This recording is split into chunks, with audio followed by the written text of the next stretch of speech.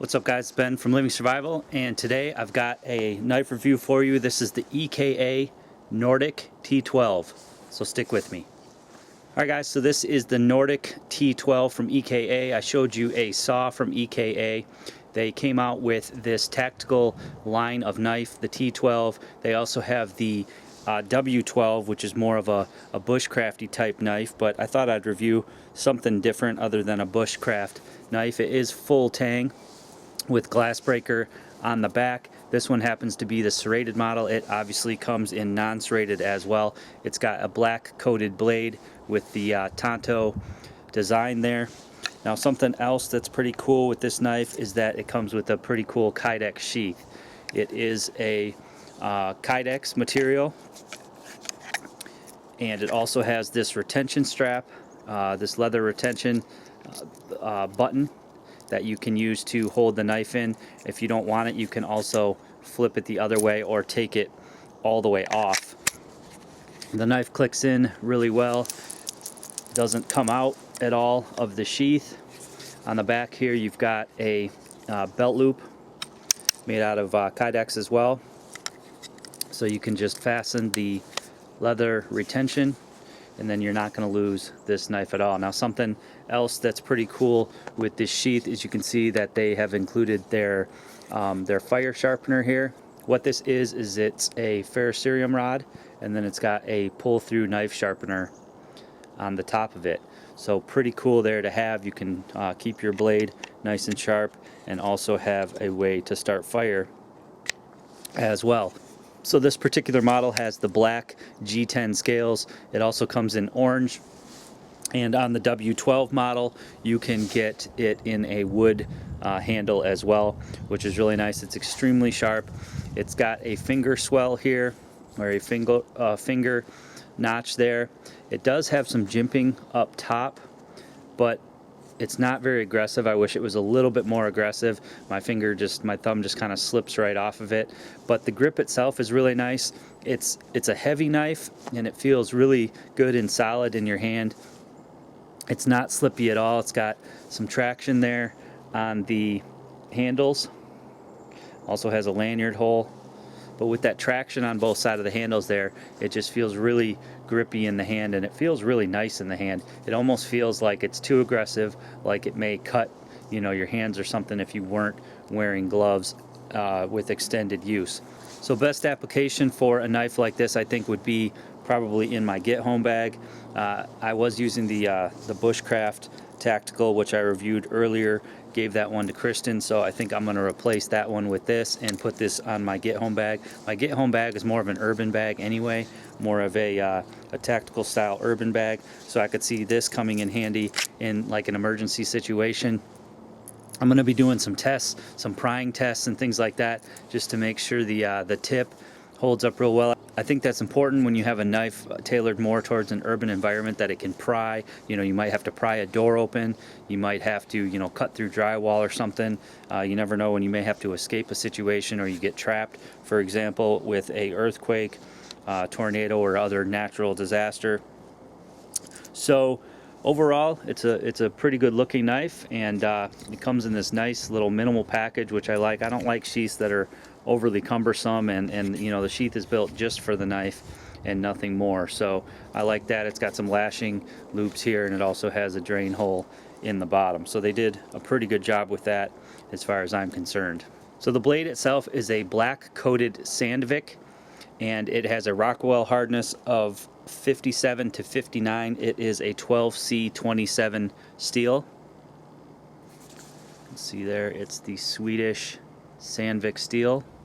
So the sheath has a really good belt loop and clip, so you can wear it with or without a belt. So even without a belt, it clips onto your jeans really nice. It's not going to come off on you.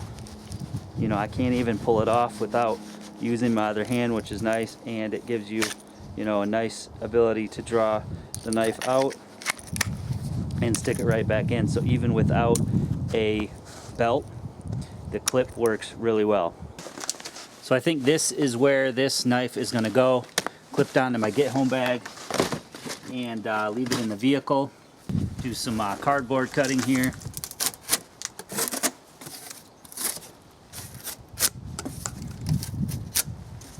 Goes right through the cardboard. And let's see, I got some rope that I keep in my car here. Sure, it'll have no problem going through this. Yep, no problem.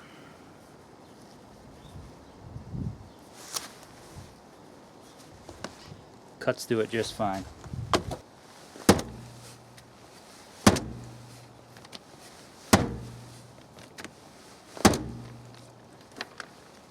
So I'm not quite able to get through a full magazine with it.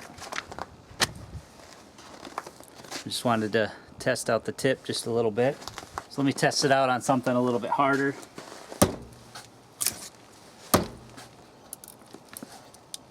Do a little prying with it.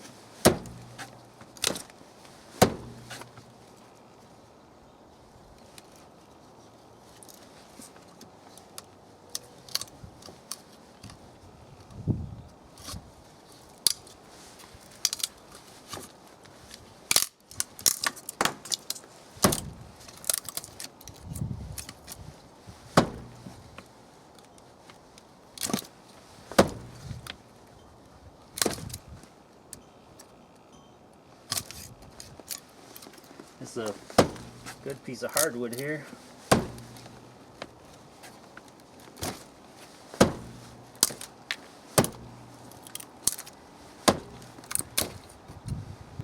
Well, we broke the tip a little bit there.